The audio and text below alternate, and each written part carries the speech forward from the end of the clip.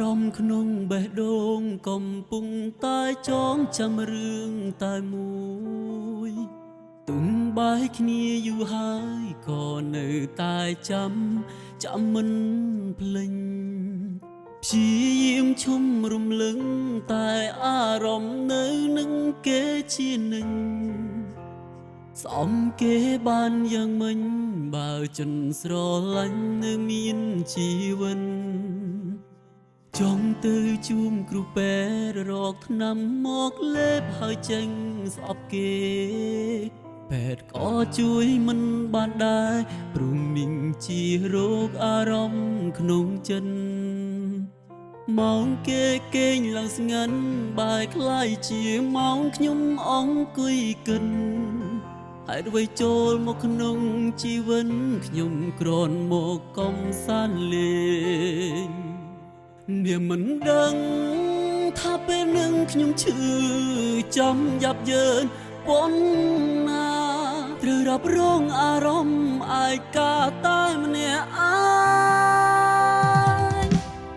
រាល់ការចងចាំមានតែនាងក្នុងបេះដូងនឹកគេម្ដងតាំងប្តីហោមិនរឹងកូនឡើយព្រោះការចងចាំដល់ឈឺមួយនេះឲ្យខ្ញុំរងនៅដូចមនុស្សវង្វេងនឹកគេតែម្នាក់ឯងឈឺចាប់តែម្នាក់ឯងរាល់ថ្ងៃចិត្តចង្រៃនេះមិនព្រមភ្លេចសោនឹងដែលធ្លំខូចចិត្តមិនដែលហ៊ានគិតទទួលអ្នកថ្មីហើយអ្វីក៏មេឃដីមិនជួយបើកដៃឲ្យជួមមនុស្សស្មងមិនធ្លាប់ក្បន់អ្នកណាតែខ្ញុំបែរខ្លាយជាជនរងគ្រោះចង់ឲ្យរឿងនេះកូនឡងហួ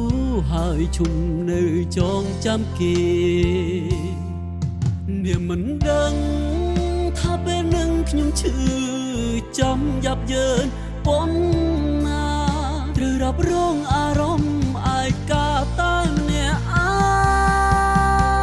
ងរាល់ការចងចាំ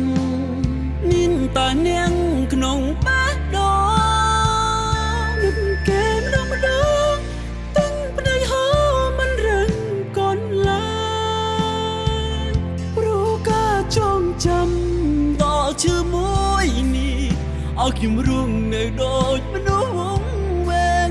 នឹកគេតែម្នាក់ឯងឈឺចាប់តែម្នាក់ឯងរាល់ថ្ងៃចិត្តចង្រៃនេះមិនព្រមភ្លេចសោ